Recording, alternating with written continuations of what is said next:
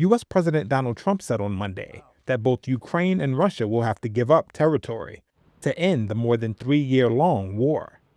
There'll be some land swapping going on. I know that through Russia and through conversations with everybody. For the good of Ukraine. Good stuff, not bad stuff. Also, some bad stuff for both. So there's good and there's bad. Trump's comments come just days before his highly anticipated meeting with Russian President Vladimir Putin in Alaska. European leaders and Ukrainian President Volodymyr Zelensky plan to speak with Trump ahead of his summit with Putin, amid fears the U.S. may dictate unfavorable peace terms to Ukraine. Zelensky warned on Monday that any concessions to Russia would not persuade it to stop fighting.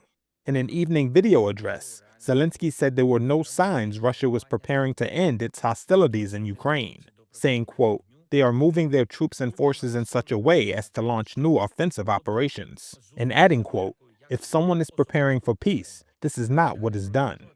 While Zelensky will not be in attendance at the Alaska summit Friday, Trump said he would immediately relay the details of the conversation to the Ukrainian leader and expressed optimism about future meetings.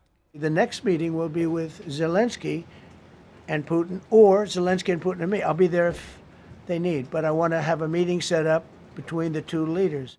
Putin has made a flurry of calls in recent days, speaking to the leaders of China, India, Brazil, and 3 ex-Soviet states to brief them on his contacts with the United States. European leaders are expected to meet on Wednesday to discuss how to pressure Russia ahead of their call with Trump. The Trump administration has not disclosed its proposed territorial exchanges or any mechanism to ensure Putin complies with the ceasefire and does not try to overrun more of Ukraine.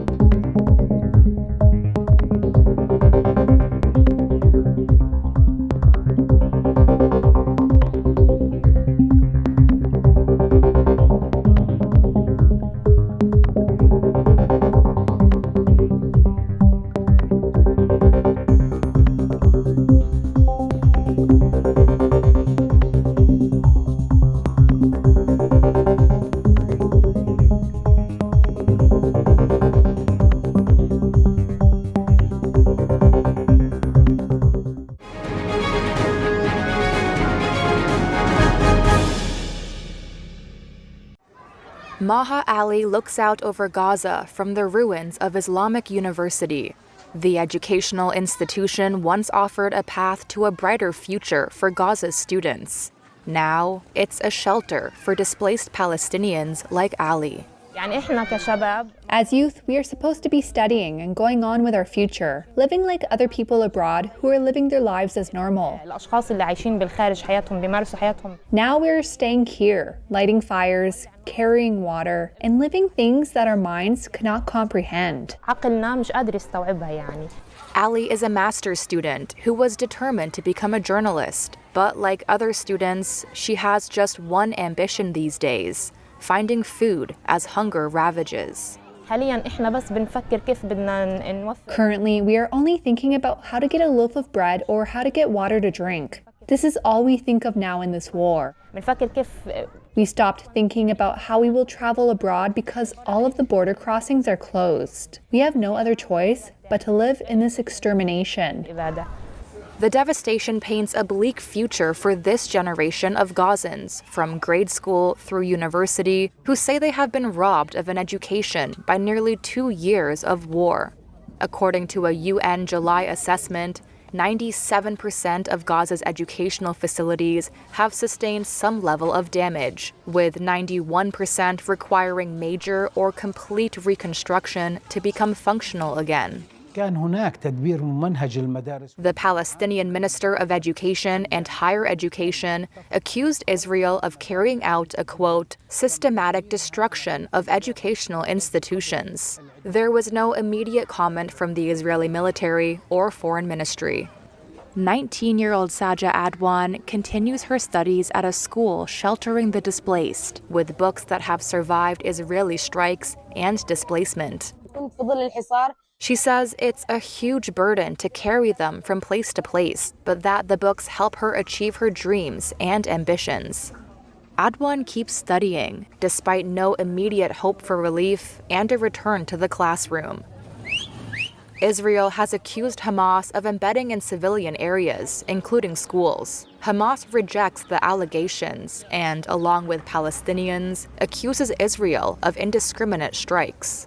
Mediators have failed to secure a ceasefire between Israel and Hamas, which triggered the conflict after killing 1,200 people and taking 251 hostages, according to Israeli tallies. More than 60,000 people have been killed in Israel's response to the October 7th attack, according to Gaza health authorities.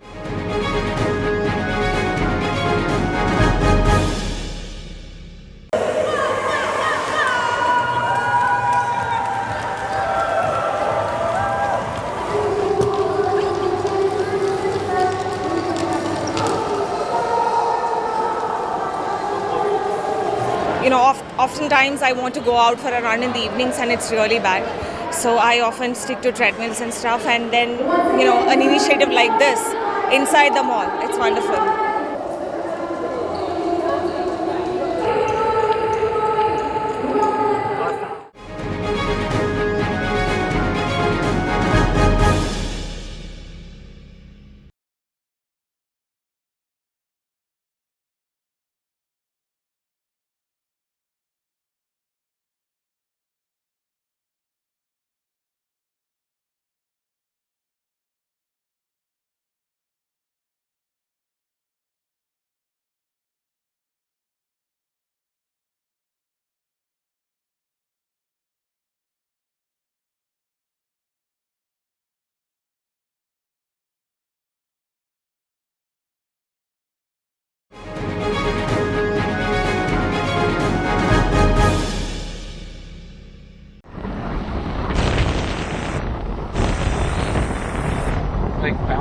It hit the ground and bounced up.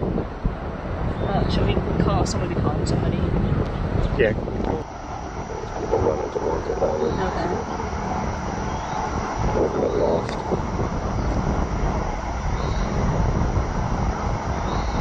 That's not something to see.